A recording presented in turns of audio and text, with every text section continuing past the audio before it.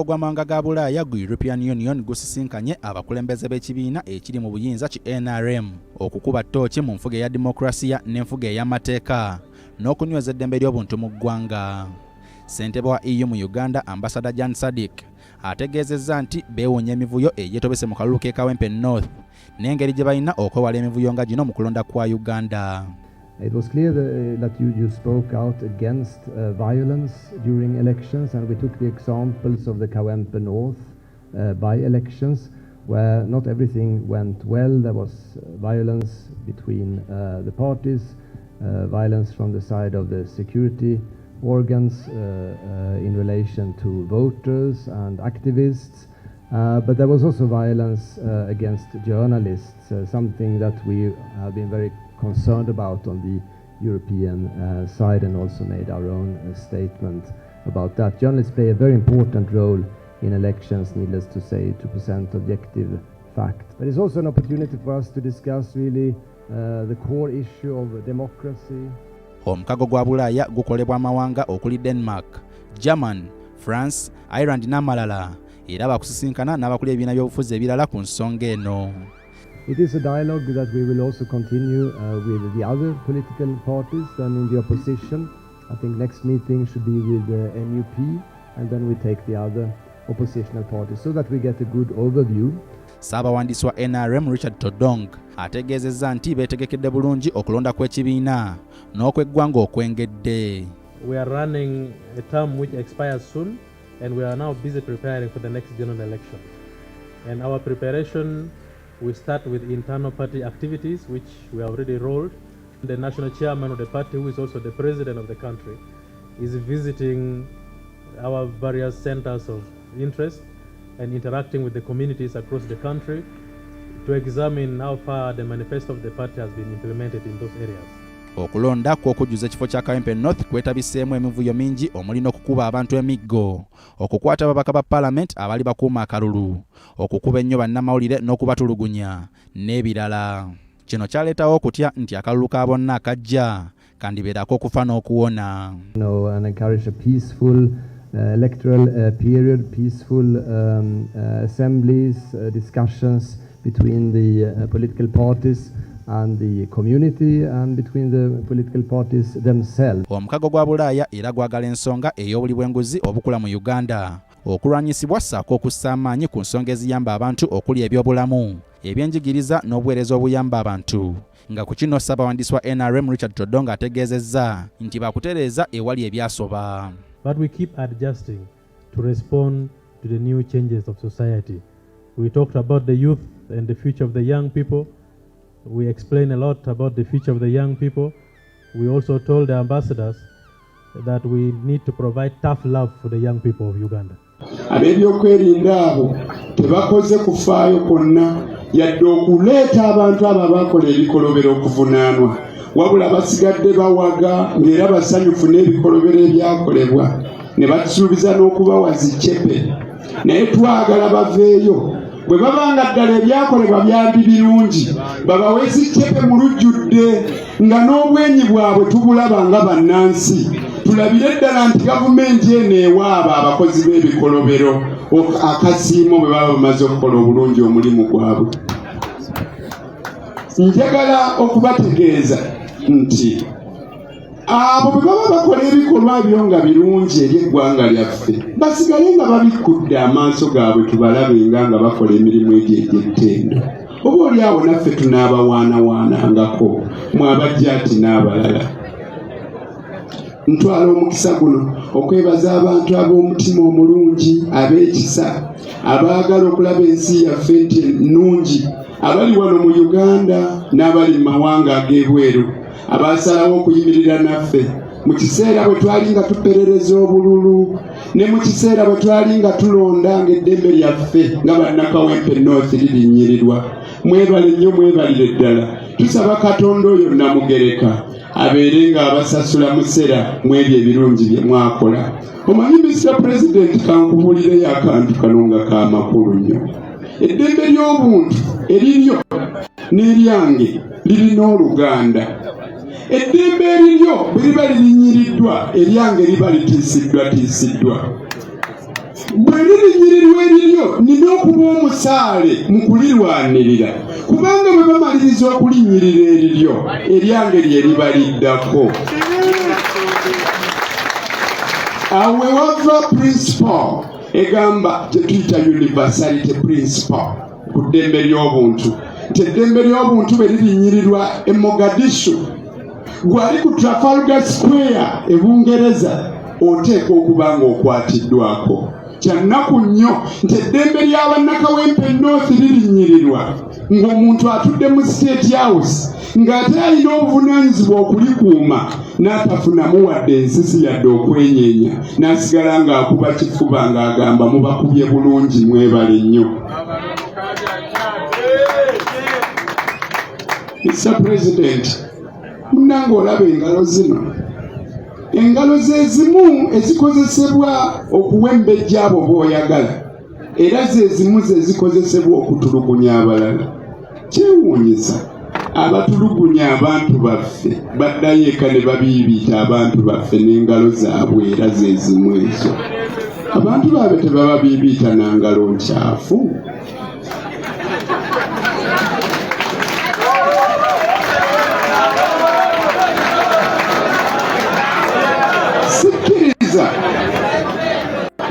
General Museveni bamuwuddisa buwuddiisa okukola ebikolwa mukawempe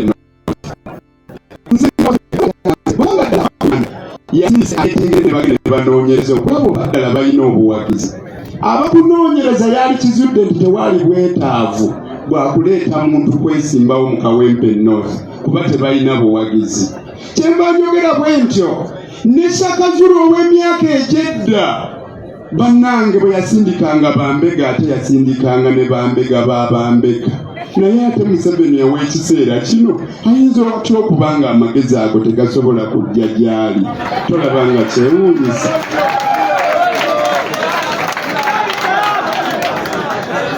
Olumu bwe twali ku debate ne mwannyinaze Nambi, Hajati Nambi, namubuuza nti gwe tolabanga bakitaabo balidde ensi yaffe emyaka 40, tolowooza nti kijja kuba kibi nnyo okubeera nga gw'oli mweteefuteefu okutambulira ku bitaba by'omusaayi bya bannyinaffe ne baganda baffe ogenda olayira ofuuka emmemba wa paalamenti?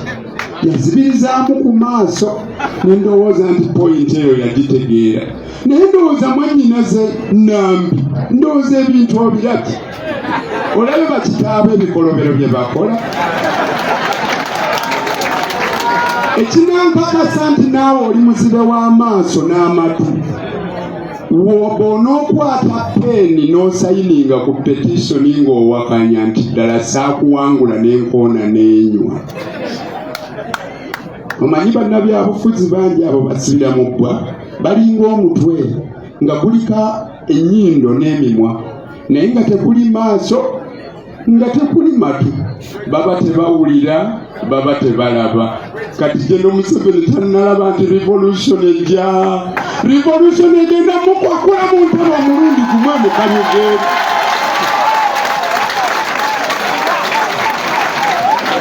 Revolution eyo yabadde yakujja jjo, teyazze. Revolution eyo tesaana ejje lwaleero. Revolution eyo esaana ejje kati. Mr. President, bwe naafuna omukisa okwogerako ne bannaddiini nja bagamba.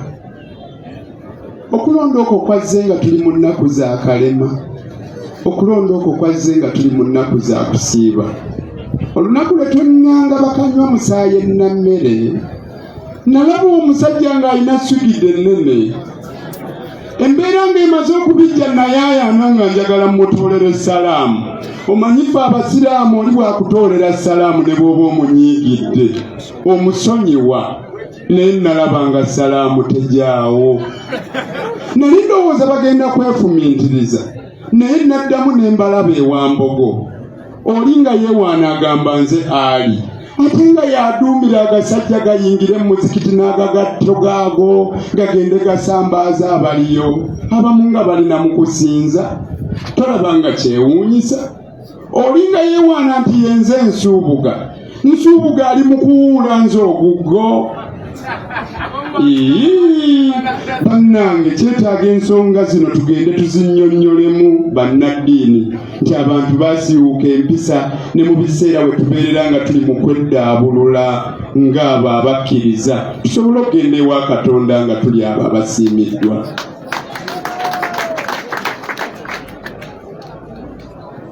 Kama wange Pulezidenti, nziramu okwebaza ekibiina kyange obukulembeze bwakyo olw'obuwabuzi obwo obw'amaanyi bwe kimpadde, obuwabuzi bwe kiwadde abantu abakulembeze ba Kawempe North, okukunga kwe kikoze okuleeta abakulembeze ku mitendera egy'enjawulo, bammemba ba paalamenti n'abalala. Mwebale nnyo, mwebalire ddala, naye mulowooze era mufumiitirize. Singa abakulembeze temwajja ne muvaayo ne mubeera mu nsonga zino mu kulonda, kyalibadde kitya?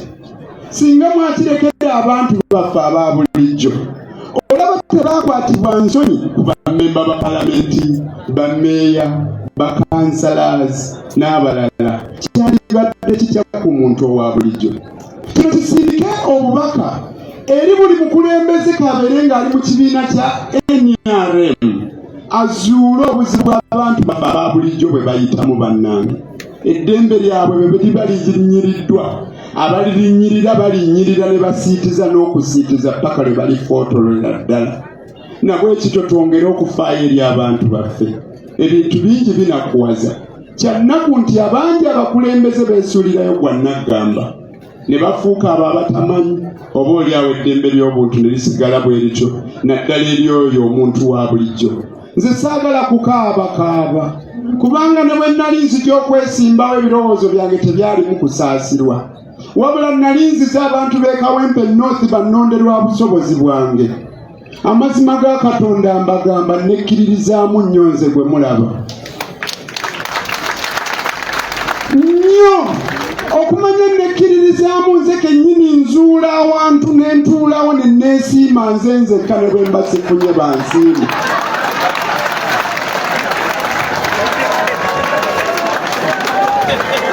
Awo wewava ntuuka banyumiza emboozi ye konkome. Mr. President, nakunyumizaako ku mboozi ye konkome. Ekonkome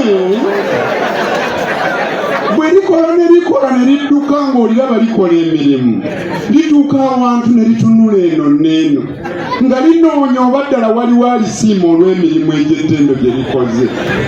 Ne liraba nga tewali alisiima, kye likola ddyo lyokka ne linyeenya omutwe ne ligamba wadde tewali ansiimye naye nkikoze.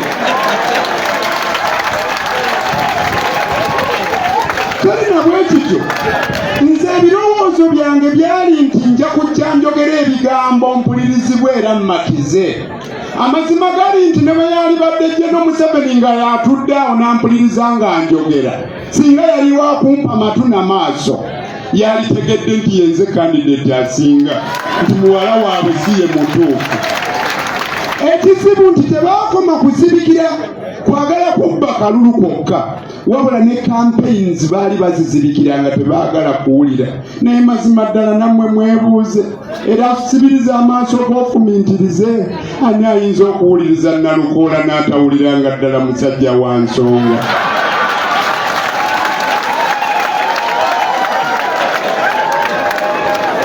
Mukama wange President, n'abantu mwenna mbasaba, bwe mulaba ng'okoze emirimu mirungi naye nga teryakusiimye, weesiime mu ngeriyo. Bw'olaba nga waliwo akufootola gwe funa w'otuula weesiime. Bwe weeraba mu ndabiri w'omu ng'oli mpologoma, wadde bano abali wabweru bakulabanga kakapa, gwe sigala ng'ogamba oli mpologoma. Mr. President, nkwebaza olw'omukisa guno gw'ompadde n'abali wano bonna ne bampuliriza, ate mbasaba mu nsonyi w'ensobi ze nkoze nga njogera ebigambo byange. Nja kusigala nga ndi muwulize, si eri bukulembeze bo bwokka, wabula n'ali abo bonna abannonda. Mwebale nnyo, mwebalire ddala. Assalaamu alaikum wa rahmatullahi wa barakatuh.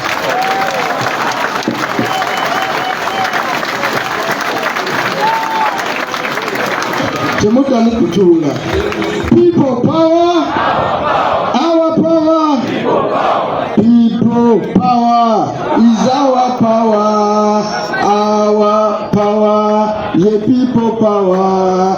NUP is our party, umbrella is our symbol, Chagulani is our president, Chagulani is our president.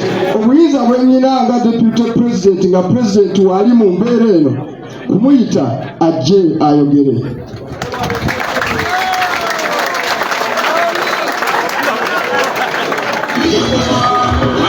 Everything is gonna be fine. Everything gonna be fine. Everything will be right. Thank you very much. People power. Our power. People power. Our power. NUP. Everywhere. Asante sana.